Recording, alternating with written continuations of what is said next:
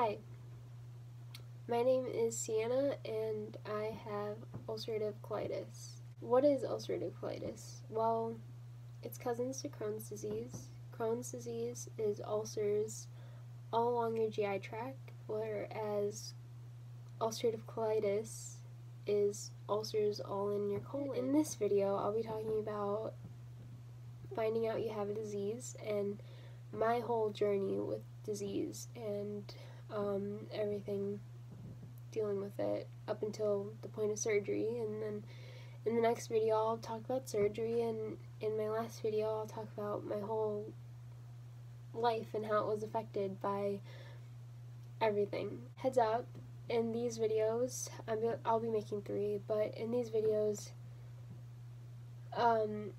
it's gonna get a little graphic and gross, I'm gonna be honest. But this is my story, and I hate it. I hate that this was a thing, but I have to share to the full extent of what happened, because it's what happened and I shouldn't be embarrassed about it, because I had no control over it. My journey began December 1st, 2017. We went on a school field trip, and that day was fine. It was to Christkindlmarkt, which is a German market, and it was in the city of Chicago. At the time, I was 16 years old. I was a junior in school, 16. So that day was fine. I had something to eat there. I had hot potato pancakes and hot chocolate. My friends and I had a really good time. Little did I know that was going to be my last good day for quite a while. Home from that field trip, I was extremely tired, very fatigued. I had no idea that was one of the symptoms of ulcerative colitis. So it was very weird. My parents picked me up and they thought something was wrong, because usually if I'm upset about something, I tend to sleep all day or just like lock myself out of the world. But no, nothing was wrong. I was very tired. I remember going home, slept all day. I was so tired. I slept until the next day, I believe. So December 2nd, I woke up, had loose motion, but I didn't think anything of it. I thought maybe it was food poisoning from what I ate. I thought maybe I just was sick. That day I was on a very plain diet. I had rice and plain white rice, and bread. That's like all I was eating, because that's what helps with like stomach upset stuff. So that's all I was eating. So that continued for a couple days. It was getting to like the 5th or 6th day, and this still wasn't going away.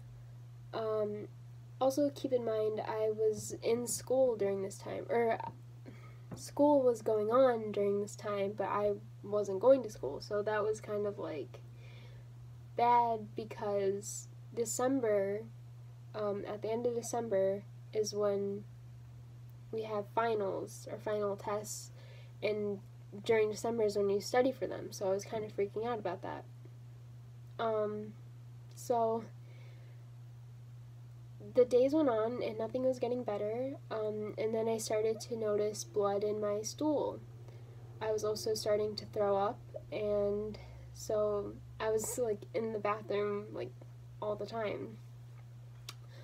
My mom and I said something is not right. We went to the pediatric doctor, because at the time I was 16, and I don't, kids under 18 obviously don't have an adult doctor. They have a pediatric doctor. So we went and we told them what was going on. We told them that I was throwing up and I had loose motion with blood in my stool a little bit, like, and he said, he said, "Oh, it's nothing. It's just your stomach upset. Stick to your plain diet. Don't have anything. Just have rice and bread, plain food, until everything goes away." And my mom and I looked at each other and we were like, something's not right. But how do you question a doctor? They're supposed to know more than you. Like, that's their job. So we listened to him. Days went on. I was starting to feel a little better, so I think I went to school for 2 days. During those 2 days, I started to get pain in my stomach. The pain was like a cramp, like a sharp knife, like right here, like literally right here. And I remember it was during in a school assembly or something, and I turned to my friends and I was like, "You guys, like, I'm in pain right now." And they told me to go home, but me, being the person that I am, was like, "Oh no, there's only like 2 more periods till the end of the day, and then I'll go home, and then, I'll be fine." So I did. I waited it out. When my mom came to pick me up, I told her, "Hey, I'm in a lot of pain." So since I don't know what day that was exactly, but I remember like that was the last time I went to school. For that whole month, I only went to school for like 2 days out of the whole December. So everything got progressively worse. I was in more pain. There's more blood, more throwing up. I was in the bathroom all the time, even in the middle of the night. I was in so much pain. I would be in there for like half an hour, either throwing up or going to the bathroom. More blood started to show up. I don't even know. There were times where I almost fainted because of all the pressure of everything. I obviously was losing a lot of weight. I don't even know how I didn't like collapse on the floor. I think I dance. I'm a dancer, so I think my muscles that saved me, my leg muscles, that kept me able to stand. But there were many times where I thought I was just gonna collapse on the floor.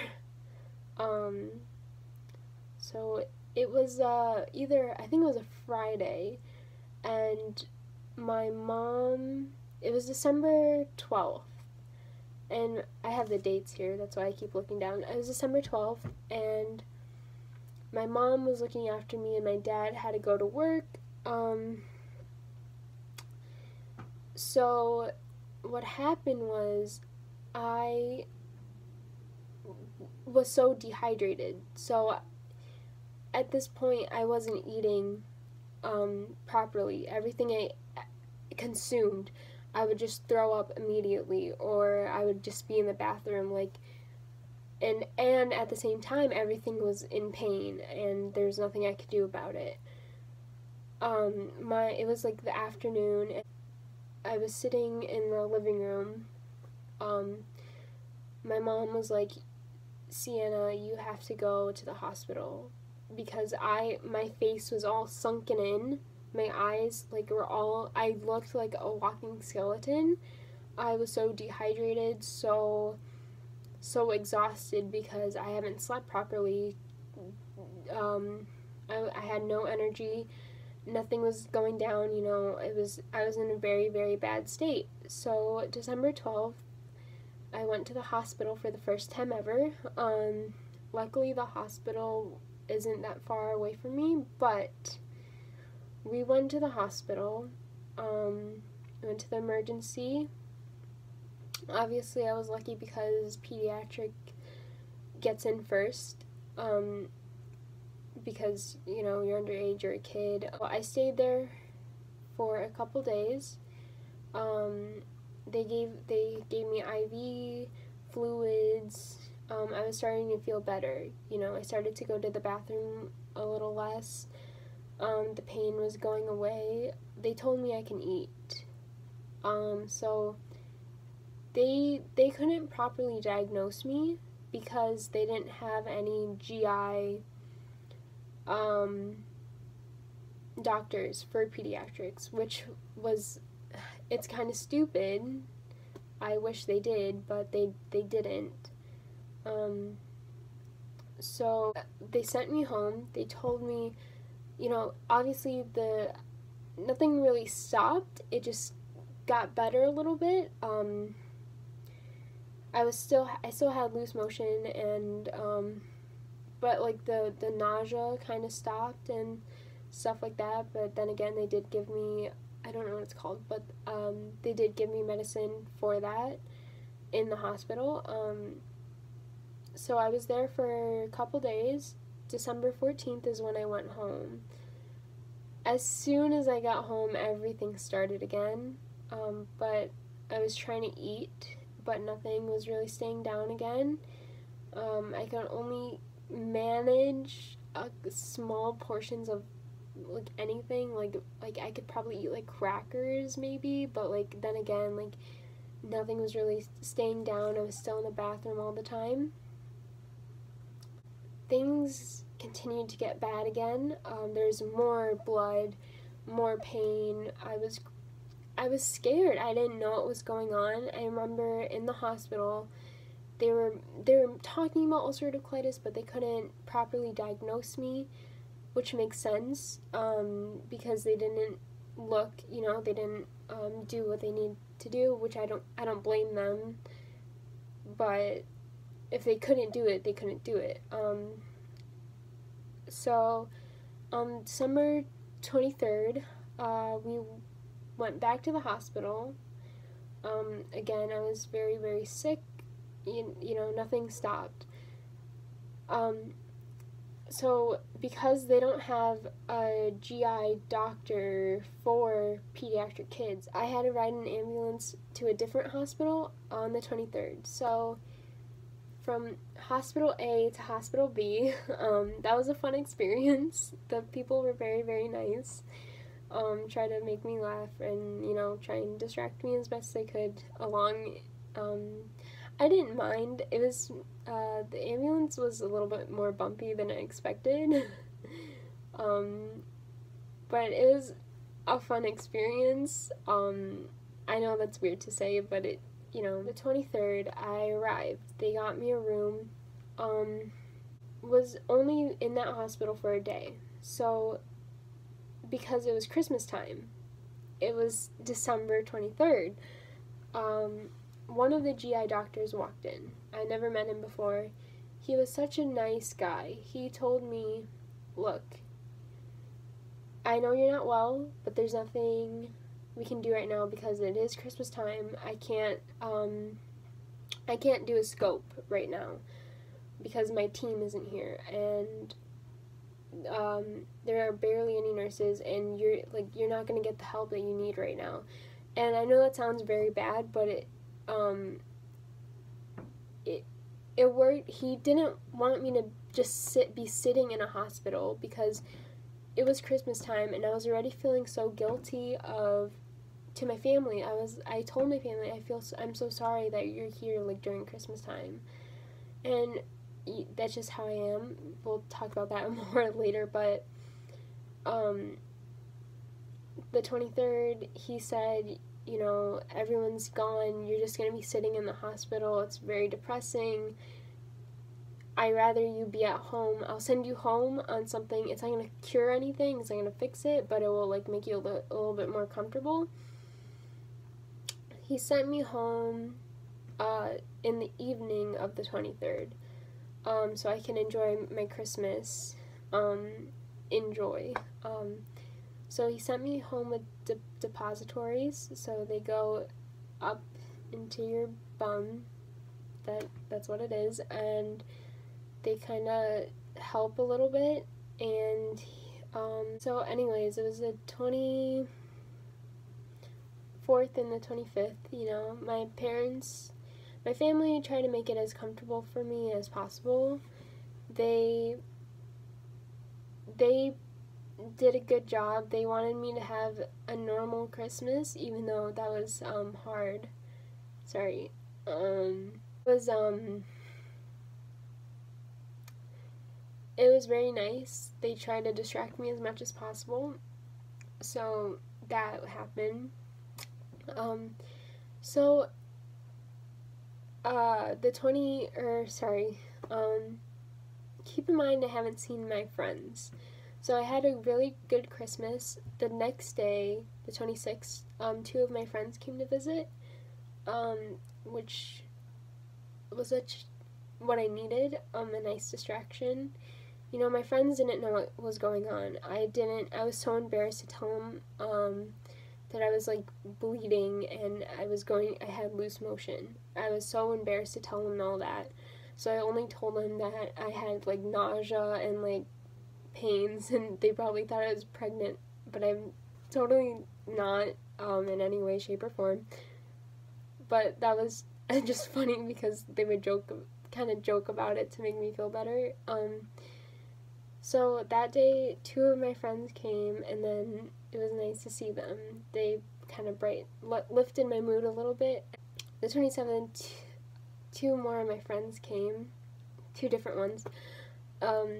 They came over and they made me feel a little bit better too. So it was just nice to see my friends.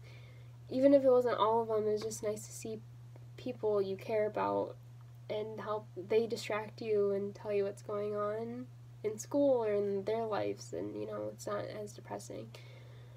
The night of the 27th, I was not in a good state once again.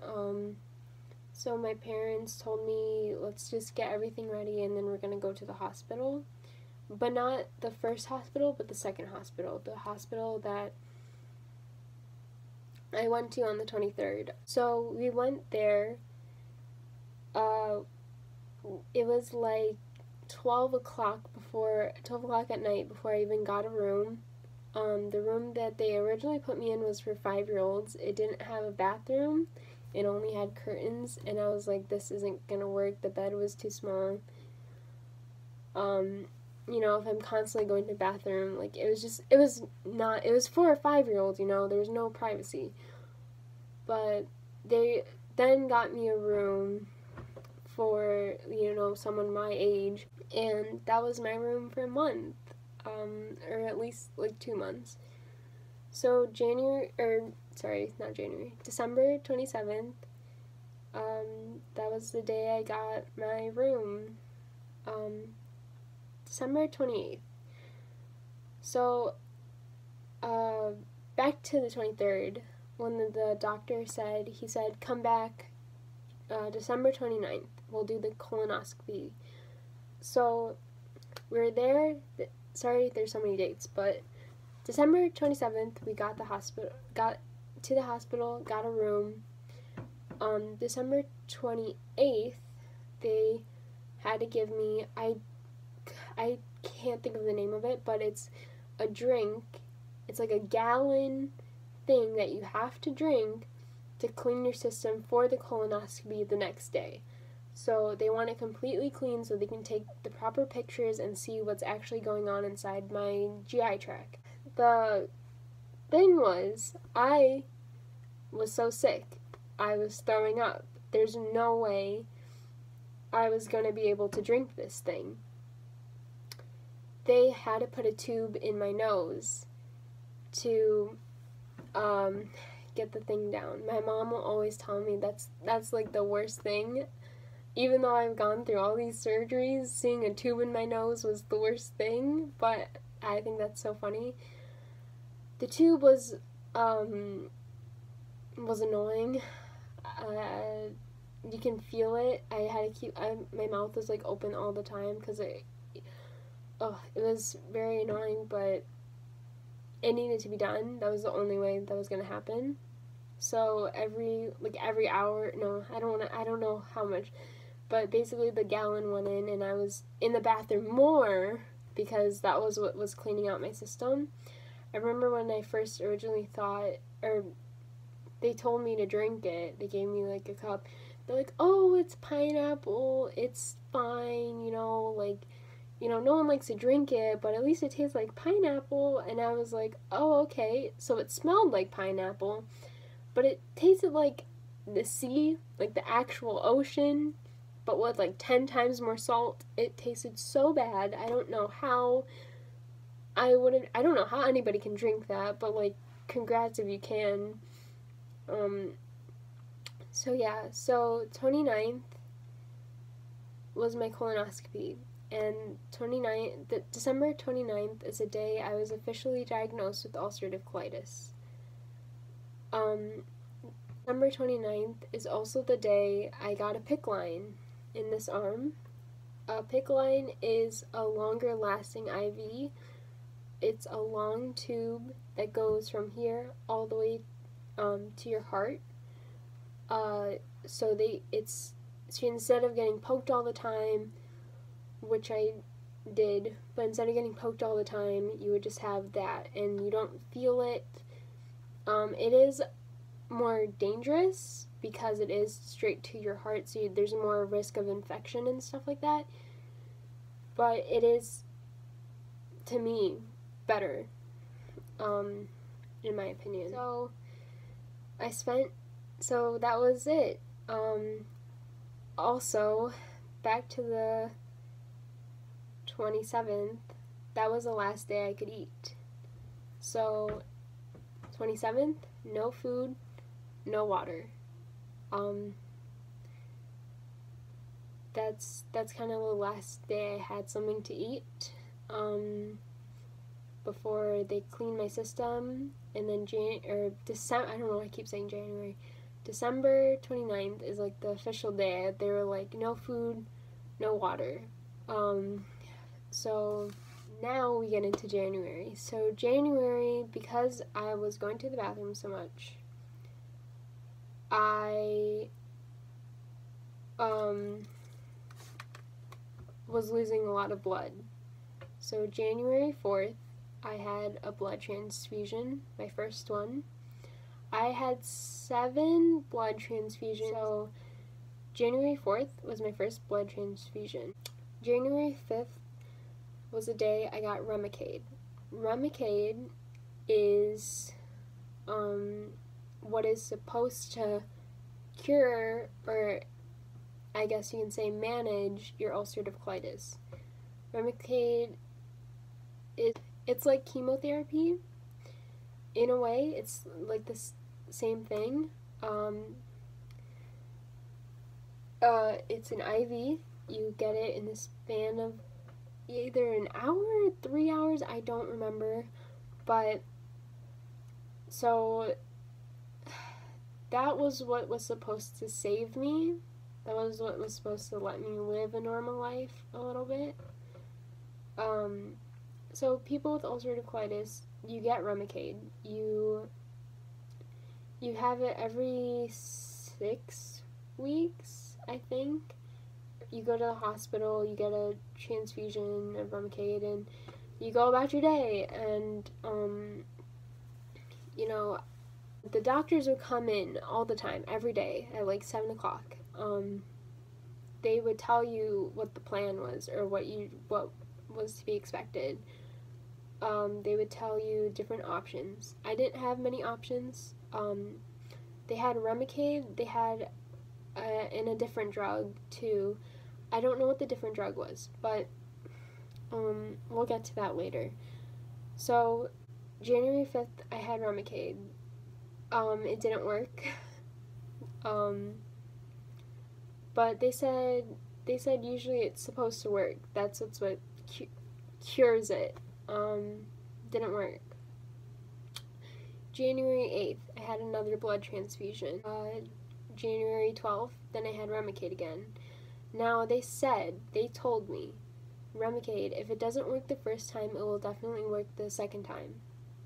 Shocker, it did not work the second time. After that, I was very heartbroken because my only other option was surgery. I did mention before that there was a second drug, but I would have to wait 14 more weeks of not eating. So 14 more weeks of not eating, and plus there was a lower chance of that drug actually working. They also, I know Humira helps, and there's like other stuff, but if you, you can only have that drug or that medication if there was a reaction to the Remicade, not if the Remicade didn't work. I don't know how that all works exactly. Again, I'm not a doctor. This is just my experience. But I remember one of the nurses telling me that. January 12th, I also got blood. So that's now 3 things of blood. January 13th, I got blood again. The 18th, I got blood again. And then the 19th. Around the time of January 12th is when surgeons started coming in to talk to me about surgery. And was scary.